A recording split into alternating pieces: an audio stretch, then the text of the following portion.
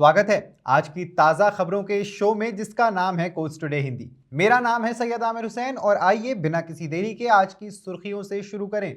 Breaking news में supreme court ने मध्य प्रदेश में 2 महिला न्यायिक अधिकारियों की बर्खास्तगी खारिज कर दी है। महिलाओं की कठिनाइयों के प्रति संवेदनशीलता का आह्वान किया। एएसआई ने इलाहाबाद हाईकोर्ट से कहा, संभल मस्जिद अच्छी हालत में है, दोबारा रंगाई पुताई की कोई जरूरत नहीं। मरम्मत कार्य ने ऐतिहासिक संरचना को बदल दिया है। जब तक परिस्थितियां असाधारण ना हो, डिस्चार्ज आदेश पर रोक नहीं लगाई जानी चाहिए। सुप्रीम कोर्ट ने नई दिल्ली रेलवे स्टेशन पर भगदड़ को लेकर जनहित याचिका खारिज कर दी।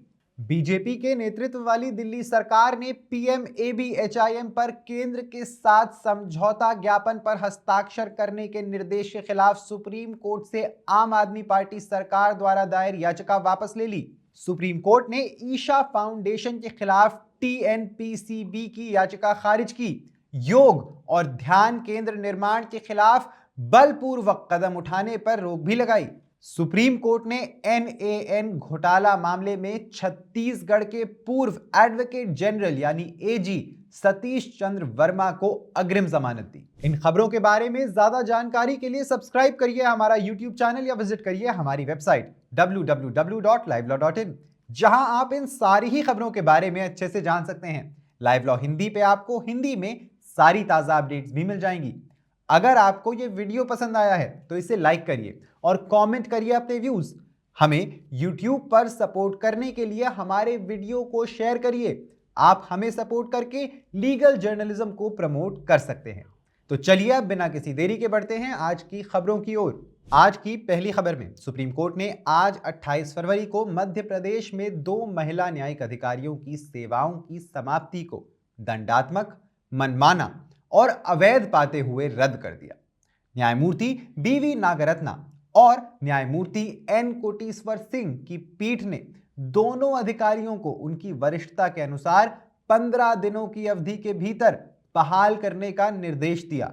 न्यायालय ने मध्य प्रदेश सरकार और मध्य प्रदेश उच्च न्यायालय को दोनों अधिकारियों की परिवीक्षा को उनके कनिष्ठों की पुष्टि की तारीख 13/5/2023 घोषित करने का निर्देश दिया। समाप्ति की अवधि के मौद्रिक लाभों की गणना पेंशन संबंधी लाभों के उद्देश्य से की जाएगी। जहां तक एक अधिकारी का संबंध है, अदालत ने कहा कि परिवीक्षा अवधि के दौरान उसकी शादी हो गई, उसे कोरोना हो गया और उसका गर्भपात हो गया। साथ ही इसी दौरान उनके भाई को कैंसर हो गया। इसीलिए न्यायालय ने माना कि वार्षिक गोपनीय रिपोर्ट यानी एसीआर में प्रतिकूल टिप्पणियां इन कारकों पर विचार किए बिना की गईं।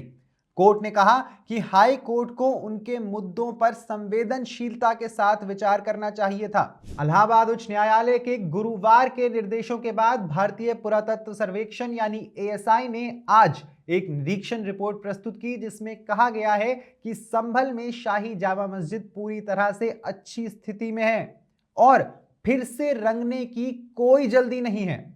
हालांकि एएसआई की रिपोर्ट में कहा गया है कि मस्जिद समिति ने मस्जिद में मरम्मत और नवीनीकरण के कई कार्य किए हैं, जिसके परिणाम स्वरूप ऐतिहासिक संरचना में बदलाव हुआ है। रिपोर्ट में कहा गया है कि मस्जिद के पश्चिम और उत्तर की ओर कई छोटे कक्ष मौजूद हैं, जिनका उपयोग मस्जिद प्रबंधन द्वारा भंडारण के लिए किया जाता है और वो जीर्ण शीर्ण स्थिति में है, जिनकी छत कमजोर लकड़ी के तख्तों पर टिकी हुई है।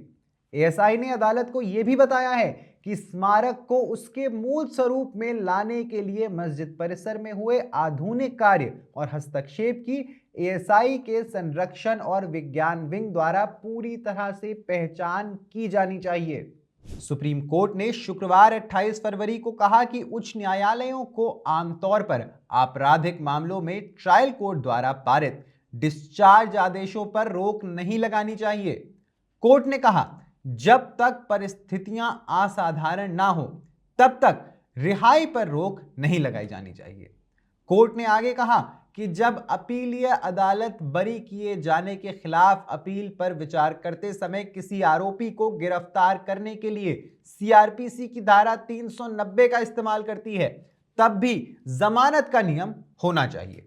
न्यायमूर्ति अभय अशोक ने फैसले के दौरान कहा, और यहां तक कि सीआरपीसी की धारा 390 के तहत कार्यवाही के लिए भी जमानत होनी चाहिए, जेल नहीं। न्यायमूर्ति अभय अशोक और न्यायमूर्ति उज्जवल भुयान की पीठ ने सिख नेता सुदर्शन सिंह वजीर की याचिका पर अपना फैसला सुनाया, जिसमें दिल्ली उच्च न्यायालय के उस आदेश को चुनौती दी गई थी जिसमें हत्या के एक मामले में उनकी रिहाई पर रोक लगा दी गई थी और उन्हें आत्मसमर्पण करने का निर्देश दिया गया था।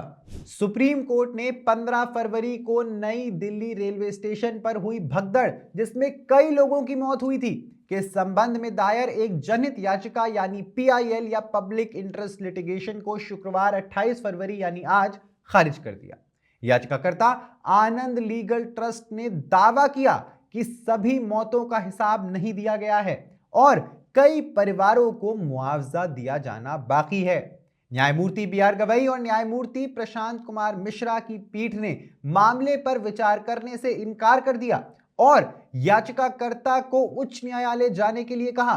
राष्ट्रीय राजधानी में सत्ता में आने के बाद भारतीय जनता पार्टी के नेतृत्व वाली दिल्ली सरकार ने आज सुप्रीम कोर्ट से PM Ayushman Bharat health infrastructure mission यानी पीएम अभिम योजना के कार्यान्वयन पर केंद्र के साथ एक समझौता ज्ञापन यानी मेमोरेंडम ऑफ अंडरस्टैंडिंग पर हस्ताक्षर करने के दिल्ली उच्च न्यायालय के निर्देश के खिलाफ पूर्ववर्ती आम आदमी पार्टी के नेतृत्व वाली सरकार द्वारा दायर मामला वापस ले लिया।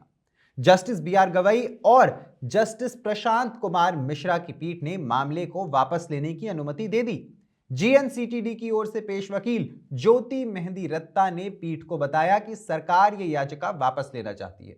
सुप्रीम कोर्ट ने शुक्रवार 28 फरवरी को तमिलनाडु प्रदूषण नियंत्रण बोर्ड द्वारा दायर एक याचिका को खारिज करते हुए निर्देश दिया कि कोयंबटूर में सद्गुरु के ईशा योग और ध्यान केंद्र के निर्माण के संबंध में कोई कठोर कदम नहीं उठाया जाना चाहिए।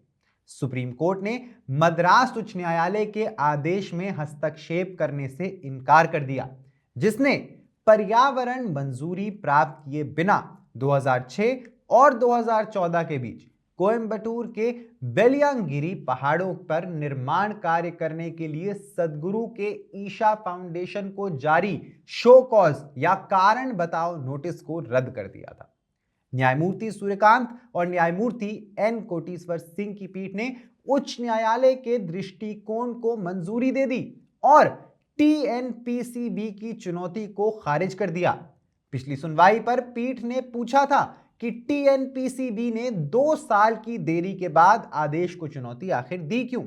नगर आपूर्ति निगम यानी एनएएन घोटाला मामले में सुप्रीम कोर्ट ने आज छत्तीसगढ़ के पूर्व महाधिवक्ता सतीश चंद्र वर्मा को गिरफ्तारी से पहले जमानत दे दी। न्यायमूर्ति विक्रमनाथ और न्यायमूर्ति संदीप मेहता की पीठ ने अग्रिम जमानत से इनकार करने वाले छत्तीसगढ़ उच्च न्यायालय के 13 फरवरी के आदेश को चुनौती देने वाली उनकी विशेष अनुमति याचिका पर सुनवाई करते हुए यह आदेश पारित किया।